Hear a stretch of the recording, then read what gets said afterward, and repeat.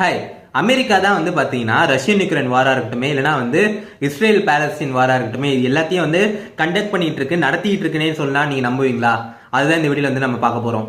முதல்ல வந்து பாத்தீங்கன்னா ரஷ்யன் யுக்ரைன் வார், இந்த வாரியை வந்து பாத்தீங்கன்னா அமெரிக்கா தான் வந்து பாத்தீங்கன்னா இன்னும் இந்த வார் நடந்துட்டு இருக்கிறதுக்காக ஒரு முக்கியமான காரணனே வந்து சொல்லலாம். அமெரிக்கா தான் வந்து பாத்தீங்கன்னா billions and billions of dollars மணியை வந்து யுக்ரைனுக்கு சென்ட் பண்ணி அவங்கள வந்து இன்னும் வாருக்கு வந்து ப்ரிப்பேர் ஆக வச்சு அவங்கள வந்து வார் நடத்த வச்சிட்டு இருக்காங்க. இது வந்து ரொம்ப ரொம்ப ஒரு மோசமான விஷயம்னே யாரும் சொல்லலாம். இவங்க வந்து பில்லியன்ஸ் ஆஃப் மணியை வந்து யுக்ரைன் கிட்ட கொடுக்க அவங்க வந்து வாரை வந்து நிறுத்தி ரஷ்யா கிட்ட சரண்டர் ஆகாம அவங்க வந்து இன்னும் வந்து ஃபைட் பண்ணிட்டு இருக்காங்க. இதனால வந்து பாத்தீங்கன்னா நிறைய யுக்ரைனியன்ஸ் தான் வந்து இறந்து போறாங்க. அதே மாதிரி வந்து பாத்தீங்கன்னா இவங்க அமெரிக்கா வந்து பாத்தீங்கன்னா இஸ்ரேலுக்கு வந்து மறுபடியும் வந்து நிறைய பணம் வந்து சென்ட் பண்ணி ஃபண்ட்ஸ் வந்து சென்ட் பண்ணி இஸ்ரேலையும் வந்து இன்னும் வந்து கண்டினியூஸா வந்து பாலஸ்தீனை அட்டாக் பண்ணி ஒரு ஜீனோசைடே நடத்திட்டு இருக்குன்னு நம்ம வந்து சொல்லலாங்க. சோ வந்து அமெரிக்கா வந்து இதை வந்து ஸ்டாப் பண்ணியே ஆகணும். அமெரிக்கா தான் இந்த ரெண்டு வாரையும் வந்து நடத்திட்டு இருக்குன்னு நம்ம வந்து சொல்லலாம். சோ இதை பத்தி நீங்க